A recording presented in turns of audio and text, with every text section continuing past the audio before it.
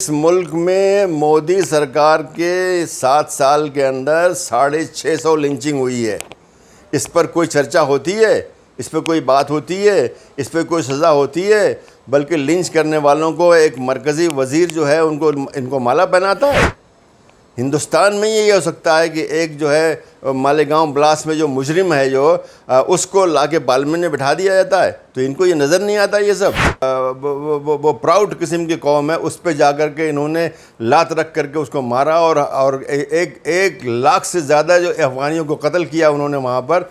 इस सब का जवाब उनको देना चाहिए। तो ये 65,000 को अगर आवाम की तायद न होती तो सवाल नहीं था कि वो जीतते। उनको आवाम की तायद थी, सड़क की तायद थी। आपने देखा नहीं वीडियोस, वहाँ पे लोग जो है उनको गले लगा रहे हैं, उनका शुक्रिया अदा कर रहे हैं कि आप आ गए। तो ये जो भी कर रहा है वो बेवकूफ़ी का काम कर रहा है। उन्होंने यहाँ तक कह दिया कि हम हिंदुस्तान के शुक्रगुजार हैं कि उन्होंने हमारे यहाँ इंफ्रास्ट्रक्चर बनाया, यहाँ बिल्डिंगें बनाई, यहाँ पे रोडें बनाई, यहाँ पे डैम बनाए। हिंदुस्तान के शुक्रगुजार यही तालिबान बोल रहे हैं, जिसको कि ये बिलावजह ये लोग समझ रहे हैं दुश्मन है। कोई दुश्मन आपका नहीं होता, दुश्मन तो आपने खुद बना रखा है। जबकि यहाँ दिल्ली के अंदर जो है कहीं पे गला काटने की बात हो रही है, कहीं पर जो है गोली मारो सालों की बात हो रही है, और उसके ऊपर जूनी रंगती है, कुछ नहीं करते हैं। अस्सलाम वालेकुम, नमस्कार। मैं हूं शकील अहमद और आप देख रहे हैं न्यूज़ मैक्स। अफ़गानिस्तान के जिस तरह के हालात पिछले एक हफ्ते से ख़ासतौर से काबुल के बने हुए हैं, लेकिन उसके साथ ही हमारे अगर भारतीय मीडिया को आप देखते हैं, उस पर जिस तरह की बहसें चल रही हैं, जिस तरह का माहौल देश में बनाने की कोशिश की जा रही है, और उसके साथ ही विदेश नीति में ख़ास तौर से नरेंद्र मोदी सरकार आने के बाद जिस तरह से इन्वेस्टमेंट किया गया अफ़गानिस्तान के अंदर, काबुल में जिस तरह से नरेंद्र मोदी के ज़रिए वहाँ पर बड़ी बड़ी प्लानिंग्स की गई, पार्लियामेंट तक बनाया गया, और अमेरिका के कहने पर भारत लगातार आगे बढ़ता चला गया।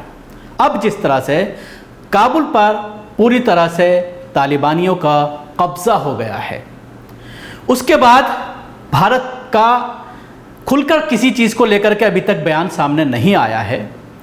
अभी भारतीय सरकार विचार विमर्श कर रही है, सोच रही है कि आगे किस तरह की रणनीति अपनानी है।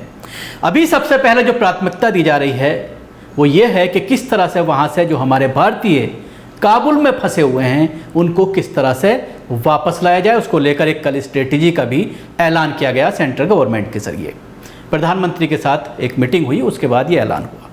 लेकिन इस प्रोग्राम में हम बात करेंगे, हमारे साथ ख़ास मेहमान जो जुड़े हैं, डॉक्टर ज़फ़रुल इस्लाम साहब, जो ख़ास तौर से विदेशी मामलों में काफ़ी पैनी नज़र रखते हैं, वरिष्ठ पत्रकार हैं, अपना एक मैगज़ीन निकालते रहे हैं और इन सब चीज़ों पर काफ़ी गहरी जो है वो समझ रखते हैं, बूझ रखते हैं।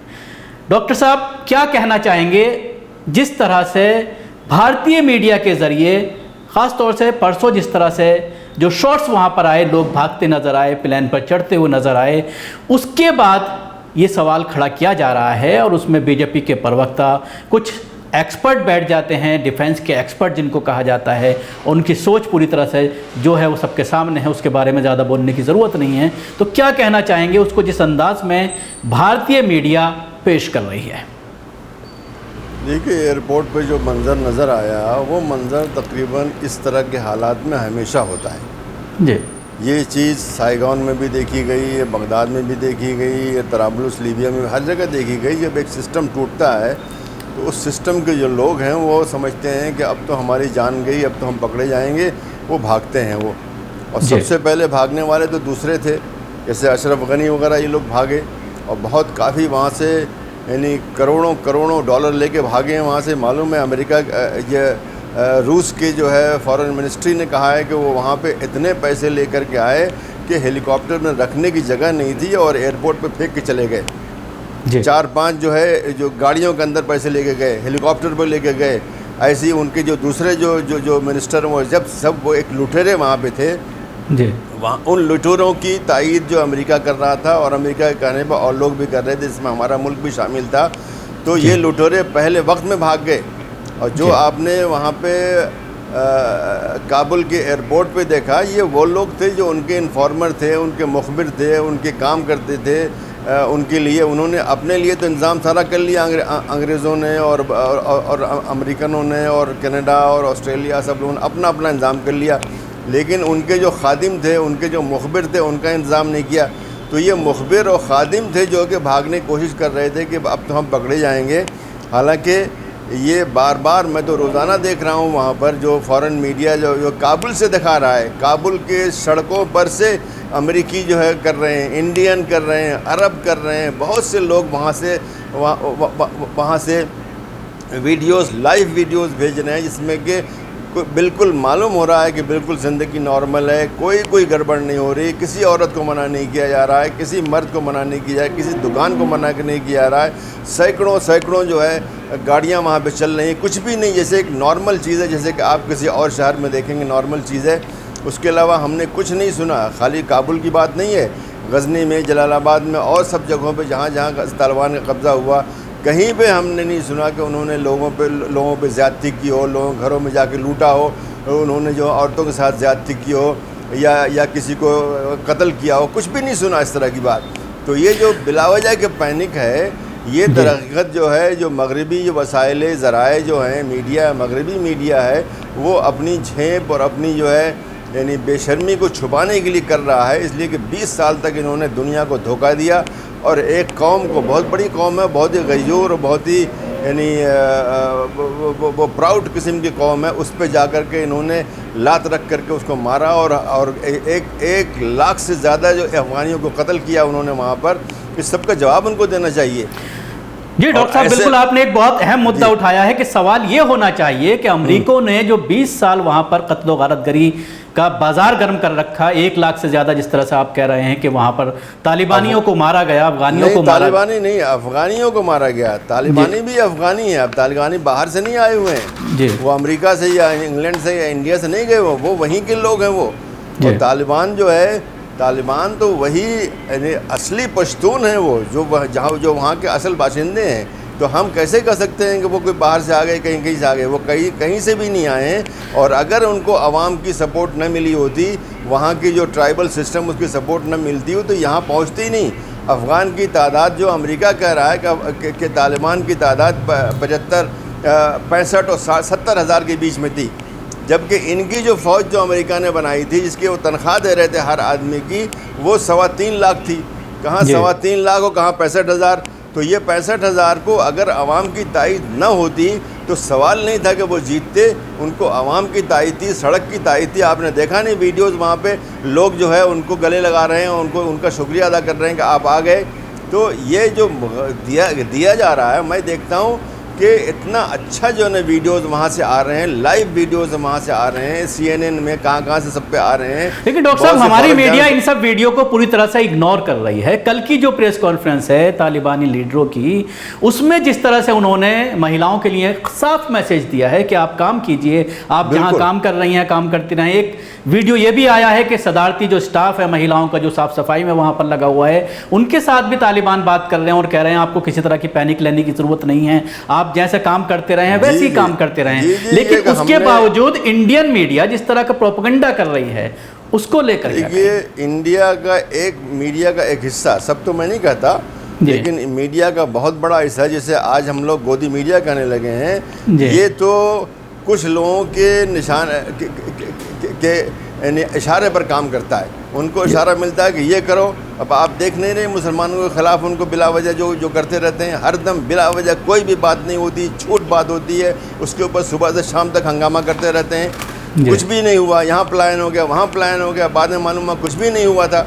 तो ये तो इनका तरीका है, इनको ये इशारा मिला हुआ कि ये काम करो। जिन्होंने इशारा दिया वो बहुत ही गलत कर रहे हैं जो लोग। बल्कि मैं साफ साफ कहता हूँ कि यहाँ की हुकूमत जो है तालिबान के बारे में, या आज जो वहाँ नई हुकूमत बनी उसके बारे में जो कर रहे हैं, वो हमारे मफाद के ख़िलाफ़ है।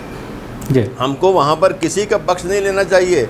हम तो अवाम के साथ, मुल्क के साथ जो है ताल्लुक़ रखेंगे। और जब अमेरिका भी तैयार है उनके साथ ताल्लुक़ात कायम करने के लिए, चीन तो उनके साथ ही है, पाकिस्तान उनके साथ ही है, रूस उनके साथ ही है, ईरान उनके साथ ही है, यानी बहुत से ममालिक खुल के उनके साथ हैं। फिर आखिर हमको क्या परेशानी है? हमारा बहुत मफाद है। बल्कि अगर हम उनके साथ दोस्ती रखेंगे तो वो पाकिस्तान से उनके ताल्लुकात कम होंगे, वो हमारा ख्याल रखेंगे। अगर हम उनको दुश्मन बनाएंगे तो हम हमको उनको धक्का दे के दे रहे हैं कि जाओ पाकिस्तान के साथ जाओ। तो ये जो भी कर रहा है वो बेवकूफ़ी का काम कर रहा है। उन्होंने यहाँ तक कह दिया कि हम हिंदुस्तान के शुक्रगुजार हैं कि उन्होंने हमारे यहाँ इंफ्रास्ट्रक्चर बनाया, यहाँ बिल्डिंगें बनाई, यहाँ पे रोडें बनाई, यहाँ पे डैम बनाए। हिंदुस्तान के शुक्रगुजार यही तालिबान बोल रहे हैं, जिसको कि ये बिलावजह ये लोग समझ रहे हैं दुश्मन है। कोई दुश्मन आपका नहीं होता, दुश्मन तो आपने खुद बना रखा है। हिंदुस्तान में बहुत से लोगों ने फालतू में दूसरों को दुश्मन बना रखा है, उसी में तालिबान को भी बना रखा है। भाई देखिए तो आप चंद महीना देखिए, 2-3 महीना देखिए, वहाँ पर तालिबान ने कब्ज़ा किया, एम्बेसियाँ खुली हुई हैं। आपको एम्बेसी वापस लाने की क्या ज़रूरत थी? आपको वहाँ से लोगों को वापस लाने की क्या? दूसरे लोग तो वहाँ काम कर रहे हैं, वहाँ पे दूसरी और कौमें, बहुत से लोग हैं वहाँ पे। बहरहाल हर मुल्क में ऐसा होता है कि दूसरे जगहों के लोग आते हैं, कोई तिजारत के लिए आता है, कोई सियाहत के लिए आता है, कोई काम करने के लिए आता है, कोई पढ़ने के लिए आता है। तो वहाँ ऐसे लाखों लोग वहाँ मौजूद हैं, कोई नहीं भाग रहा है। आप क्यों भाग रहे हैं आके? तो डॉक्टर साहब, एक तरह से ये कहा जा सकता है कि नरेंद्र मोदी सरकार खास तौर से अफगानिस्तान को लेकर विदेश नीति में पूरी तरह से नाकाम रही है। जिस तरह से रशिया के बयान आ रहे हैं, चाइना के बयान आ रहे हैं, पाकिस्तान के बयान आ रहे हैं, और बहुत सारे मुल्क ऐसा लग रहा है कि जल्द ही उसको एक्सेप्ट करने वाले हैं तालिबानी सरकार को। तो ऐसे में कर चुके हैं, ऐसा नहीं करने वाले हैं, वो कर चुके हैं। बहुत से ममालिक, अभी सऊदी अरब ने भी कह दिया हम उनको कबूल कर रहे हैं, पाकिस्तान ने कह दिया, रूस ने कह दिया, चीन ने तो कह दिया कि हम पूरी तरह उनके साथ हैं। तो भाई जब ऐसी सूरत हाल है, उस वक्त हमारा पीछे हटना और हमारा उनको गाली देना, उनको बुरा कहना, ये तो हमको पाँव पे कुल्हाड़ी मारने वाली बात है। हम क्यों आबैल मुझे मारने वाली बात है। हमारे वो दुश्मन नहीं है, उन्होंने एक लफ्ज़ नहीं बोला हिंदुस्तान के ख़िलाफ़, तो फिर आप क्यों उनको बिलावजह ऐसी बात करते हैं? ये सिर्फ जो है कुछ लोगों को खुश करने के लिए, यहाँ पे हिंदुस्तान में कुछ लोगों को जो भी इस्लाम और मुसलमानों की बात करता है वो उनको दुश्मन लगता है। हालांकि ऐसा कुछ नहीं है। मैं तो उनको बार बार कहता हूँ कि आलम इस्लाम में, आलम अरब में आपका कोई दुश्मन नहीं है। जाइए, देखिए तो आप, मिलिए तो आप, सब आपके दोस्त हैं।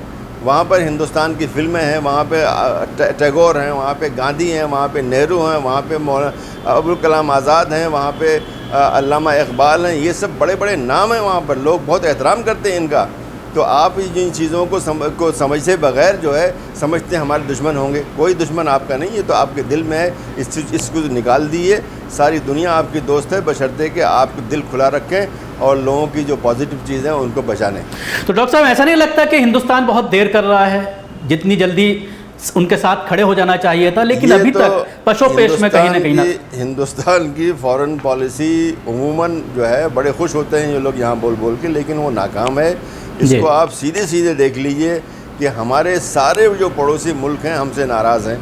यानी पाकिस्तान नाराज़ है, नेपाल नाराज़ है, भूटान नाराज़ है, बर्मा नाराज़ है, बांग्लादेश नाराज़ है, श्रीलंका नाराज़ है, मालदीव भी अक्सर नाराज़ रहता है। आखिर क्या वजह है? आखिर ये क्या वो लोग पागल हैं क्या?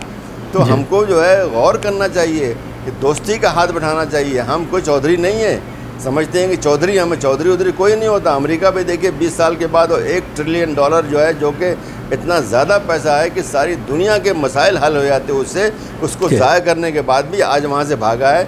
तो आप बिलावजह क्यों दुश्मन किसी को बनाते हैं? क्यों चौधराहट करते हैं? चौधराहट नहीं चलने वाली है। छोटे छोटे कौम भी जो है ना, जो है वो जब उठ जाए तो फिर उसे कोई भी, अब फ़लस्तीनी कौम को देख लीजिए कितनी छोटी सी है, उसको सारी तरह से महरूम कर रखा, उसके बावजूद भी इसराइल उनको काबू नहीं कर पा रहा है। तो हमको देखना चाहिए कि हम जो है जो पॉजिटिव चीज़ें हैं, जो अच्छी चीज़ें हैं, जब तालिबान हमारे खिलाफ नहीं बोल रहे हैं तो हम उनके खिलाफ क्यों बोल रहे हैं बिलावजह? डॉक्टर साहब, एक दो डेवलपमेंट उत्तर प्रदेश में, एक आज और एक कल देखने में आया। योगी सरकार के जरिए यह ऐलान किया गया कि तालिबान के हालात को देखते हुए देवबंद में ATS सेंटर बनाया जाएगा। दूसरी, आज सुबह यह खबर आई कि 3 कांग्रेसी बड़े लीडरों के खिलाफ तालिबानों का समर्थन करने की वजह से उनके खिलाफ गंभीर धाराओं में FIR दर्ज की गई है, जिसमें member of parliament doctor Shafiqur Rahman Barq भी हैं। जी जी जी जी, बड़े अफसोस की बात है। ये तो इनकी जो है कमजरफी और इनकी तंग नज़री की बात है कि देवबंद में वो ATS ऑफिस खोल रहे हैं। अरे भाई, कितनी बेवकूफ़ी की बात है कि देवबंद में खोल लो। देवबंद से और तालिबान का ताल्लुक़ सिर्फ इतना है कि वो भी हनफी, हम भी हनफी, हिंदुस्तान की अक्सरियत हनफी है, तालिबान भी हनफी हैं, तो उसमें कौन सी बड़ी बात हो गई? हम भी वो किताबें पढ़ते हैं फ़िक़्ह की, जो वो पढ़ते हैं, या जो मिस्र में पढ़ते हैं, जो या और दूसरे मुल्कों में पढ़ते हैं। बहुत से ममालिक में, पूरे तुर्की के अंदर सारे हनफी हैं, तो क्या हम तुर्कियों को दुश्मन बना लेंगे हम?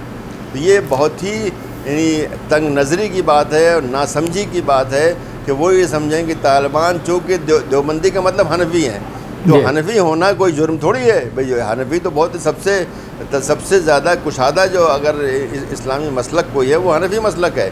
तो उसको मानने वाले हैं। ये हमारे लिए एक रास्ता खोलता है, हमारे लिए एक डोरी खोलता है। बल्कि मैंने कुछ लोगों को जो उन्होंने हमसे मुझसे बात की, मैंने कहा कि भाई तालिबान से अगर आपको अच्छे ताल्लुकात चाहिए तो देवबंद के उलमा को ले जाइए, उनका बड़ा एहतराम करते हैं, वो आपका रास्ता खोलेंगे आपको।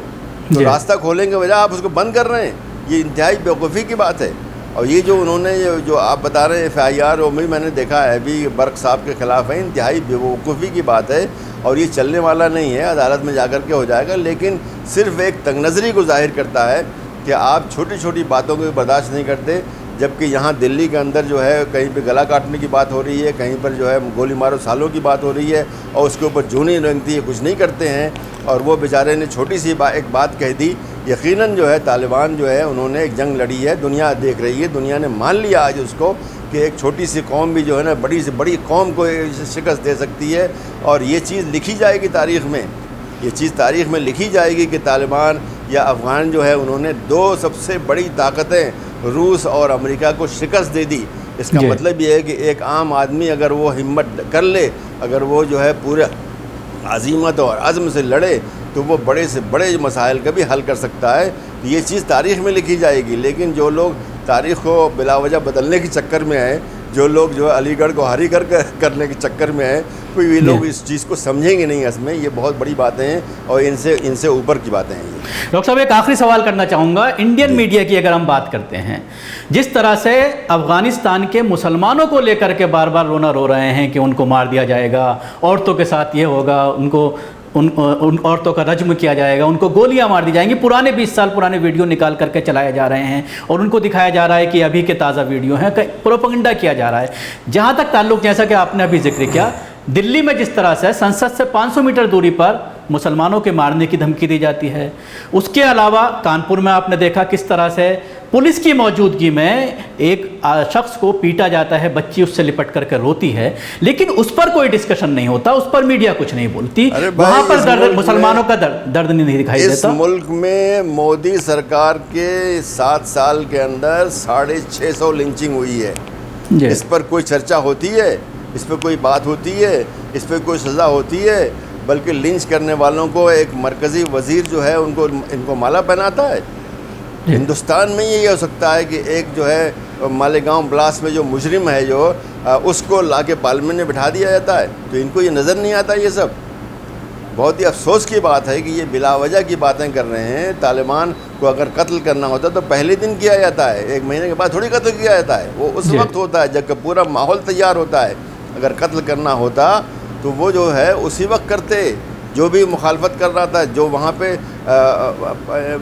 एयरपोर्ट के ऊपर जो लोग भाग रहे थे, मालूम था कि जो अफ़गानी जो भाग रहे हैं ये सब जो मुखबिर और जो उनके जो जासूस हैं उनके हैं, ये भागने की कोशिश कर रहे हैं। वो उनको मारते, किसी को नहीं मारा उन्होंने, जाने दिया उन्होंने। बल्कि जो जाना जाए उसको, जो गैर मुल्की है वो जाए, जो मुल्की है वो जाए, कोई ममानत वहाँ पे नहीं है। तो ये उनकी बहुत बड़ी फ़राख़दिली की बात है और ये बताता है कि वो ऐसे नहीं हैं। तो आप जो काम उन्होंने पहले दिन नहीं किया, क्या वो 5 साल के बाद, 5 दिन के बाद, 5 महीने के बाद करेंगे? नहीं करेंगे ऐसा। उन्होंने सीखा है, उन्होंने दुनिया का, अब डिप्लोमेसी उन्होंने देखी है, दुनिया को देखा है। अब देखिए वो अंग्रेज़ी बोल रहे हैं, पहले अंग्रेज़ी भी नहीं बोलते थे वो, पहले उनके लिए बड़ी मुश्किल से उर्दू बोल लेते थे, बल्कि अपनी खाली पुश्तो ज़बान बोलते थे वो। तो दुनिया बदली है, वो भी बदले हैं, तो हमको भी बदलना चाहिए उसके साथ। शुक्रिया डॉक्टर ज़फ़रुल इस्लाम साहब हमसे बात कर रहे थे, जिन्होंने तफसील से हमें जानकारी दी किस तरह से जो तालिबान अब जो लौटा है वो पिछले 20 साल वाला तालिबान नहीं है, जिसको हम पहले ही दिन से देख रहे हैं जब काबुल पर कब्ज़ा किया है, जब काबुल पर उनकी फ़ौज आई है, तालिबानी काबिज़ हुए हैं, तो उसके बाद से कोई एक भी ऐसा घटना सामने नहीं आई है जिसमें उन्होंने किसी के साथ जुल्म व ज़्यादती की हो। तो ऐसे में हमारी सरकार को भी इस पूरे मामले पर, विदेशी नीति पर दोबारा से थिंक करने की ज़रूरत है, सोचने की ज़रूरत है और इसमें फ़राग़ दिली के साथ उनके साथ खड़े होने की ज़रूरत है। शुक्रिया। आपको हमारी कोशिश कैसी लगी ज़रूर बताएं, उसके साथ ही बेल आइकन ज़रूर दबाएं। शुक्रिया।